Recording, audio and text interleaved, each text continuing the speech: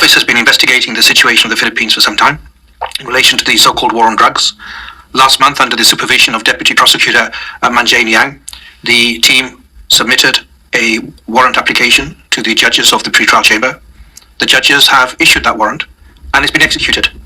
And in issuing the warrant, the judges have found reasonable grounds to believe that Mr. Duterte has committed the crime of murder as the founder, as the head of the so-called Davao Death Squad, as the mayor of Davao City, and then later as the president of the Philippines between 2011 and 2019. Former President Rodrigo Duterte, now in the custody of the International Criminal Court. Duterte arrived at Rotterdam at 11:54 p.m. Manila time. He is currently detained at the Scheveningen prison ahead of his trial. Some of his supporters gathered outside the facility, chanting Duterte's name and waving Philippine flags. Before arriving in the Netherlands, Duterte addressed his supporters through a Facebook post. To my countrymen, just to give you the current situation, I am about to land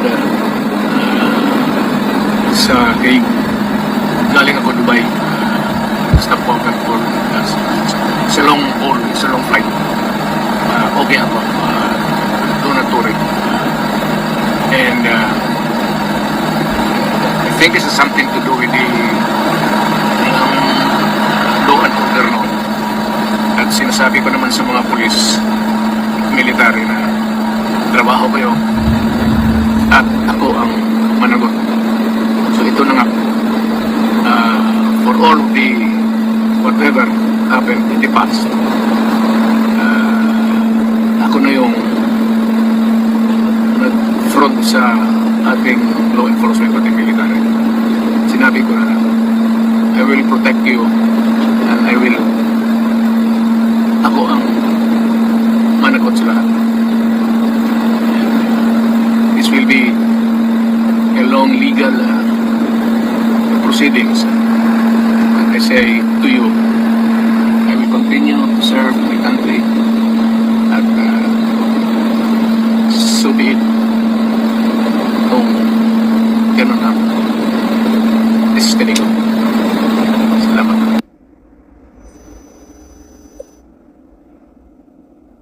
Vice President Sara Duterte, meanwhile, arrived in Amsterdam, past 2 in the morning, Manila time. She's expected to proceed to The Hague. Former Executive Secretary Salvador Medialdea, who was with the former president when he was flown to Rotterdam, was issued a 15-day entry visa to the Netherlands. He was also allowed to visit the former president. The Philippine Supreme Court jumps a petition that sought to block the arrest of Duterte. Adrian Ayalin reports. After a virtual deliberation of justices, the Supreme Court found that former President Rodrigo Duterte and Senator Ronald De La Rosa failed to establish a clear and unmistakable right for the immediate issuance of a temporary restraining order or TRO. In the petition of Duterte and De La Rosa filed by lawyer Israelito Torreon Tuesday, there was a request for a TRO against the arrest and transfer of Duterte to the International Criminal Court in the Netherlands. The petition also asked the court to declare as unconstitutional or illegal the cooperation of the Philippines with the ICC because of the withdrawal of the country from the Rome Statute in 2019. But even without an immediate TRO, the court said it has directed respondents to comment on the petition. Respondents are Philippine government officials who effected the arrest of Duterte, led by Executive Secretary Lucas Bersamin. Aside from the petition of Duterte and De La Rosa, siblings Davao City Mayor Sebastian Duterte and Veronica or Kitty Duterte also filed separate petitions for habeas corpus. They asked the court to order the Philippine government to literally produce the body or bring the former president before the Supreme Court. Acting on the petitions, the Supreme Court said Chief Justice Alexander Hesmundo ordered the petitions to be referred to a member of the court for appropriate action. In the petition of Veronica, with respondents Bersamin and other government officials, the red notice from the International Criminal Police Organization or Interpol is a mere request for a law enforcement agency to locate and provisionally arrest a person pending extradition or other similar action.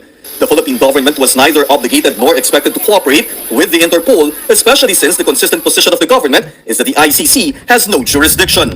Sila ang lumabag ng batas. Kinuha nila persahan ang presidente. Isinakay nila sa eroplano laban sa kanyang kalooban.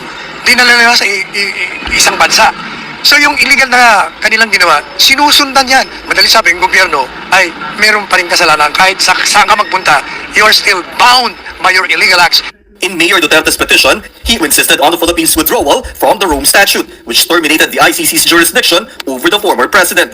Meanwhile, lawyer Ruben Carranza of the International Center for Transitional Justice says there was nothing illegal in Duterte's arrest. He also explained why details of the warrant were kept under wraps. They arrested Duterte based on a warrant of arrest that was issued much earlier, in February, in fact. But they unsealed the warrant once it was about to be served on Rodrigo Duterte. And that is a practice of the International Criminal Court in other cases. They want to protect witnesses. They want to protect people who are serving the warrants. They want to make sure that the warrant can be served and that the person who is the subject of the warrant won't just flee or hide or be unavailable for arrest. Malacanang, for its part, said that they do not want to preempt the Supreme Court, but again defended the arrest and transfer of Duterte. But normally po, usually po, kapag ka po yung tao ay nasa ibang bansa na po at nadala na po, nagiging moot and academic yung issue. But depende pa po rin yan sa Supreme Court. Hindi po natin pwedeng pangunahan kung ano po ang magiging desisyon ng Supreme Court dito. Adrian Ayalin, ABS-CBN News. As we reported, former President Rodrigo Duterte is now in the custody of the International Criminal Court at The Hague. Let's get an update on the ground from our stringer, Jofel Tesorio. Jofel, good morning. Good morning, Karen.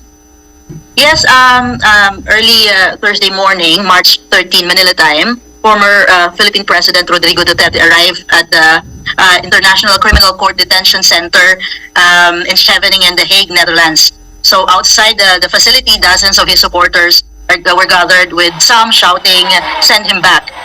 So the chartered flight arrived in Rotterdam at around 2:56 p.m. or almost 5 p.m. in the Netherlands. And shortly after his arrival, custody was turned over by accompanying Philippine law enforcement authorities to officials of the Judicial Cooperation Unit of the Office of the Registry of the ICC. But we waited for about 2 hours after the plane landed, and finally, 2 large tinted vehicles believed to be carrying former President Duterte arrived at the ICC detention center. And then the crowd chanted, and mostly supporters of former president, and they were gathered in front of the gate. So according to Dutch media reports, there was an ambulance available when the plane arrived, but we didn't see the ambulance at the detention center. So yes, Karen, that's the update so far from The Hague. At anong oras mo inaasangan, Jofel, na dumating si Vice President Sara Duterte? Karen, dumating na yung plane from Dubai dito sa Netherlands. I think about 2 hours ago. So Anong oras mo ngayon sa'yo? Is it like now it's 1:42 in the morning. Okay. Oo. So inaasangan mo ba na bukas o hindi bukas ng umaga sa'yo, but maya-maya lamang ay pupunta si Vice President Sara Duterte, bibisitahin niya ang kanyang ama? Most likely, Karen, ang narinig nating itinerary niya is first she will convene with the legal team, the defense team, and then she will visit her father at the detention center. And then she will have, she is planning to have a press conference. Right after. Ang tanong ko, Jofel, hindi ko alam kung kasi ito ang unang pagkakataon na may may Filipino leader na nasaksihan ka na dumating sa ICC. Ano ang proseso pagdating sa mga abogado? So clearly, he'll be having a team of international lawyers, right? So that's clear. There's a team of international lawyers, but where do they, he's allowed visitors. Is he allowed visitors every day? He is allowed visitors, pero visitors who are connected to his case, associates, family, and including spiritual advisors. So yun. All right. Well, I think on that note, I want to thank you, Jofel. We'll be asking for an update soon. Maraming salamat. Maraming salamat, Karen. Welcome to TeamSam TV, your channel for the latest news updates.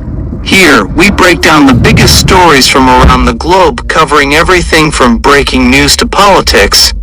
Whether you want to stay informed or just catch up on what's happening, we've got you covered. So, don't forget to subscribe and hit that notification bell so you never miss out on the latest news. Join the TeamSam TV family, and let's explore the world together, one update at a time.